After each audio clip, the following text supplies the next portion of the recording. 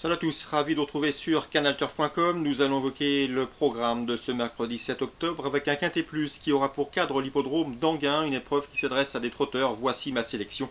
J'ai placé en tête le numéro 1, Oliver Kronos, un compétiteur scandinave qui nous arrive de Suède avec de solides prétentions et de solides références. Un cheval qui vient d'ailleurs d'améliorer son chrono le 15 août sur l'hippodrome de Göteborg, le portant à 1,11. Ce jour-là, dans cette épreuve, il devançait un certain Naglo Del Nord. Naglo Del Nord qui a depuis rejoint l'effectif des frères Martens et qui s'est imposé récemment sur l'hippodrome de Laval. Donc la ligne est intéressante. Le cheval est confirmé avec ce mode de départ, c'est-à-dire l'autostart.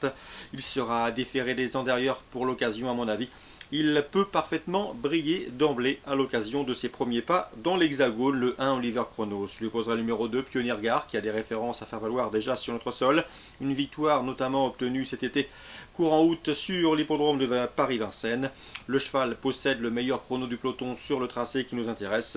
Dans ce lot confié à Eric Raffin, c'est également un choix prioritaire. Le 7 Volcan du Carabin me semble en mesure de venir pimenter les rapports du tiercé, un cheval qu'il ne faut surtout pas condamner hâtivement sur son échec enregistré récemment sur l'hippodrome de Laval. Il faut le racheter, d'autant que ses deux dernières courses autostart ont été couronnées de succès et que le cheval a réalisé un bel été. Le 7 Volcan du Carabin a racheté.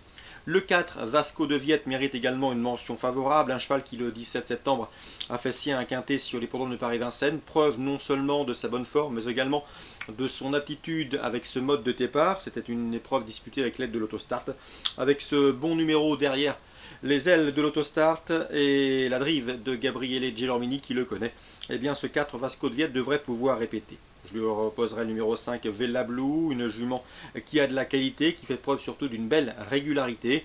D'ailleurs, si l'on accepte une disqualification enregistrée cet été à Anguin, eh bien elle n'a jamais terminé plus loin que 6e lors de ses 22 dernières courses courues.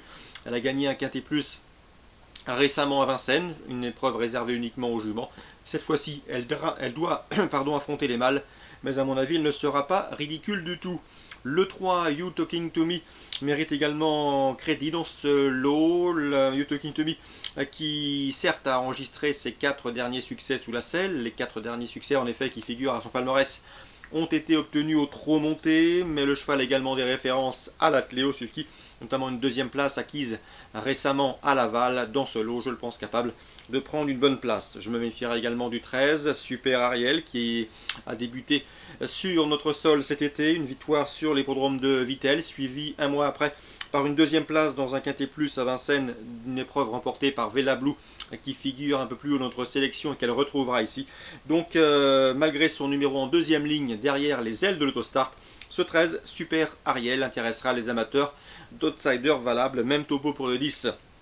Namale Kronos qui a signé 4 places de deuxième consécutives lors de dernières semaines. La vitesse ne lui fait pas défaut dans ces conditions.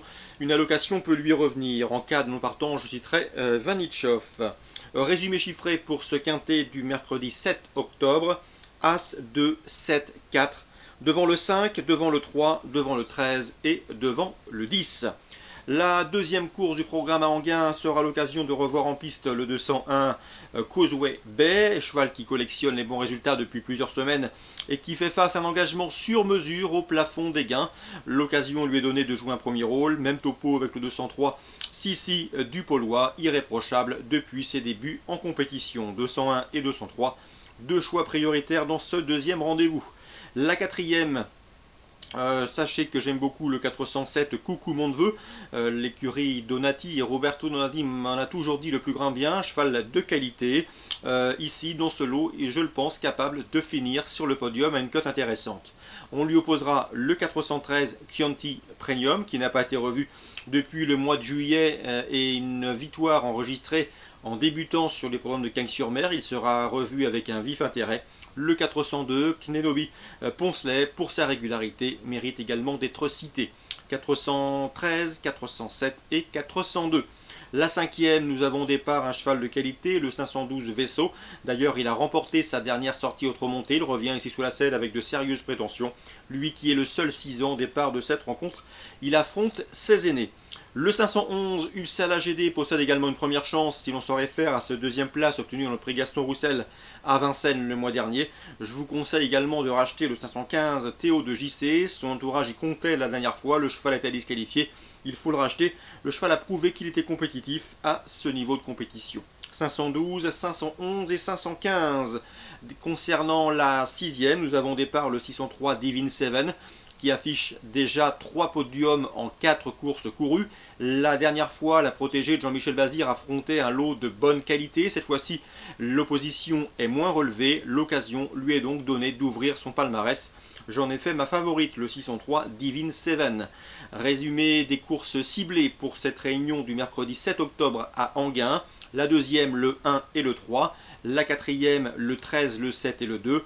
La cinquième, le 12, le 11 et le 15. Et la sixième, le 603.